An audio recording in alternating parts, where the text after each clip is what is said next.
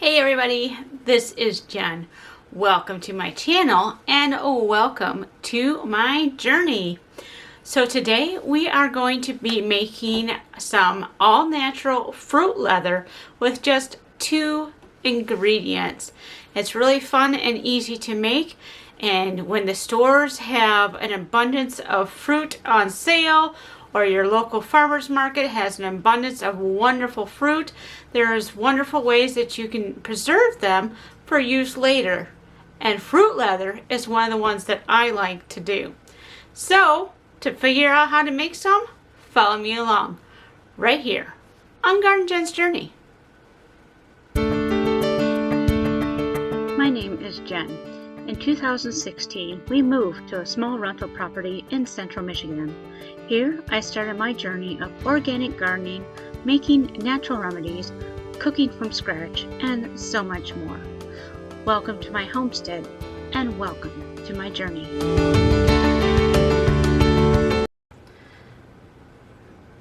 Alright, so what I have here today that we are working with is blackberries. So lots of blackberries. We got these at the store for 99 cents for a pint, major sale, and my husband absolutely loves blackberries. They're okay for me, I just don't like all the seeds. But we're going to be making fruit leather today, so we're going to get rid of the seeds and have a wonderful blackberry flavored fruit leather. So tools are very, very simple. I had these out of the freezer so they could thaw. Yesterday when I made my first batch, I had to get them to thaw a little bit before I could work with them. So today we're just going to take these and put them in our food processor. We're going to process them enough where they're a nice fine pulp, but not too much where we're really starting to process the seeds, because we want to be able to separate the seeds from the juice and the pulp, so we're not biting into those when we're eating our fruit leather. Alright, so what we're going to do is we're going to strain out the seeds from the pulp. And this is what's most labor intensive right here. It's trying to get these seeds out. But it makes for a much better product if you take your time and do this.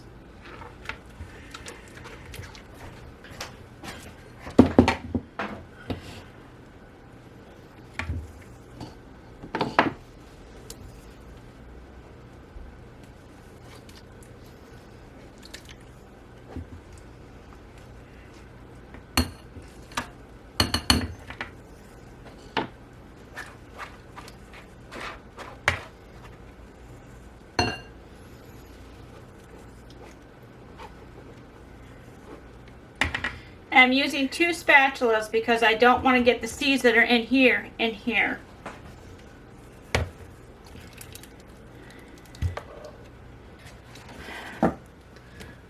Alright, so this is what we have left from our puree and juice.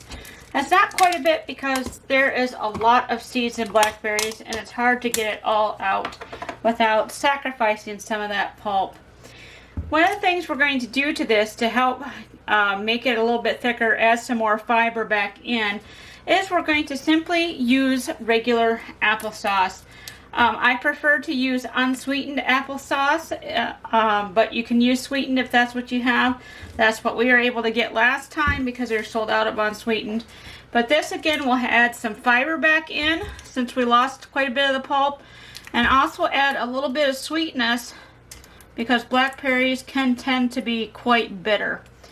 So I added about half this container, which is, let's see, about 2.5 to 3 cups of applesauce to this here. And I'll add more if I think it's necessary. Depends on how thick this is. You want this nice and thick. If it's still liquidy, add some more of the applesauce, which I think I'm going to do. We're going to go ahead and, I'm just going to go ahead and add about another 2 cups there. And that should give it to the right consistency. So yeah, there's a lot of apple in here, but that blackberry flavor is definitely going to come through. And again, this is all natural. There's no artificial flavorings, coloratives, or anything. This is simply blackberries and apples. All right, that looks about right. That's where we want it. So I'm going to go ahead and we're going to prepare our food dehydrator trays to be able to do the fruit leather. All right, so I have my food dehydrator trays here. We're going to use parchment paper.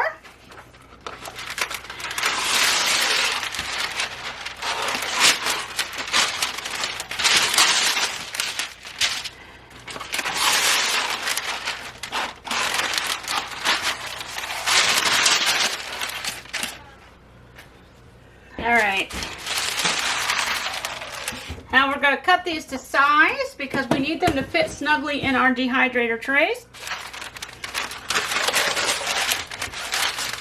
So I take my screen, and it's almost the exact size of my dehydrator tray, and I'm going to trace around it.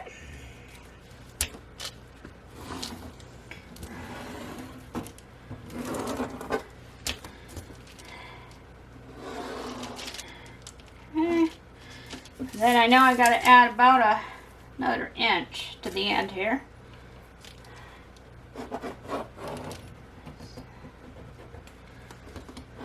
Okay. All right, now we're going to cut this to size. And then we're going to notch our corners here.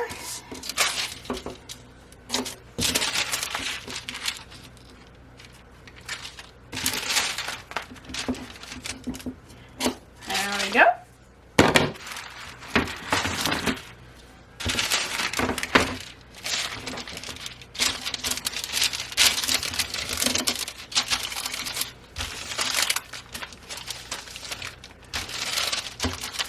You want to get it to sit in here nice.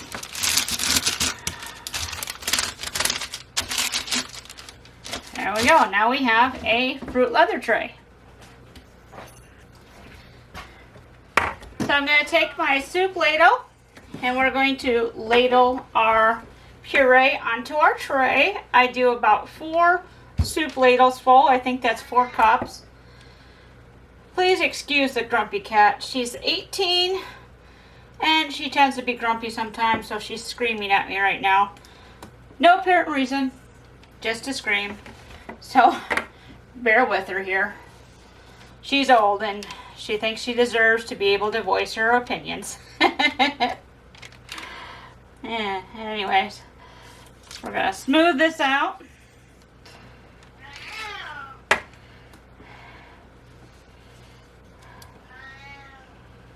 Yes, Abigail, we hear you loud and clear.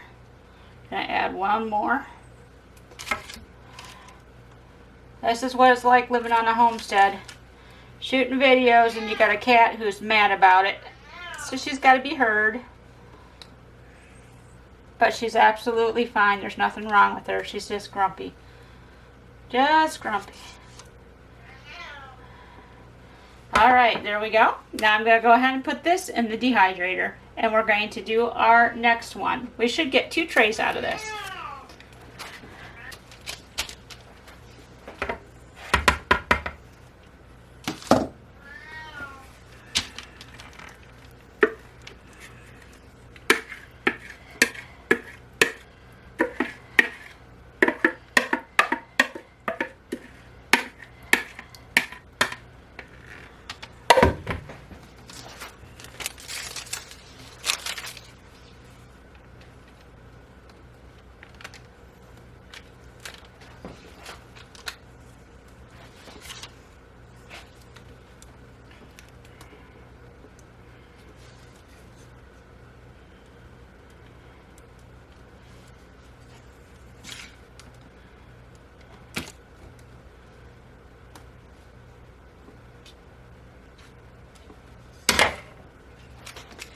All right, so we have our second one done, and I'm going to put this one in the dehydrator as well. I have an adjustable dehydrator, which is very important for temperature wise.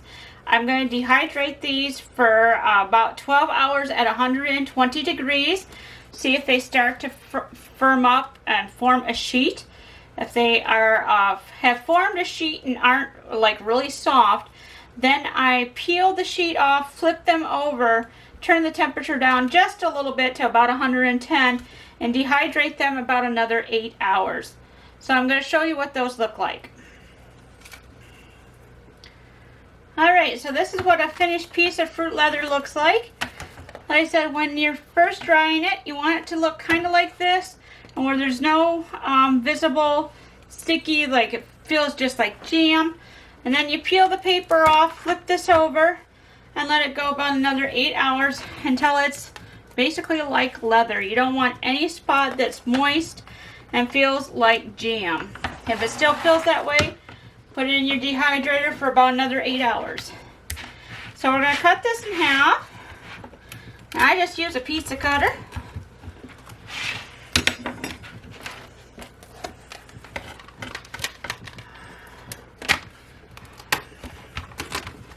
Like so.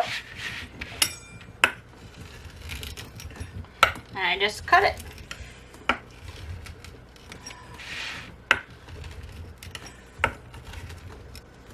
There we go.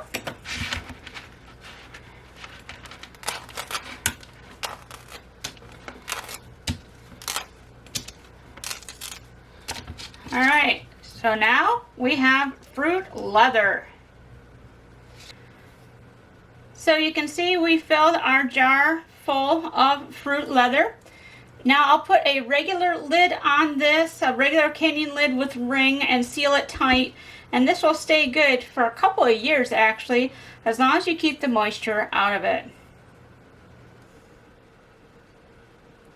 So this is how easy it is to make fruit leather. All natural, no preservatives or any of that stuff, just fruit.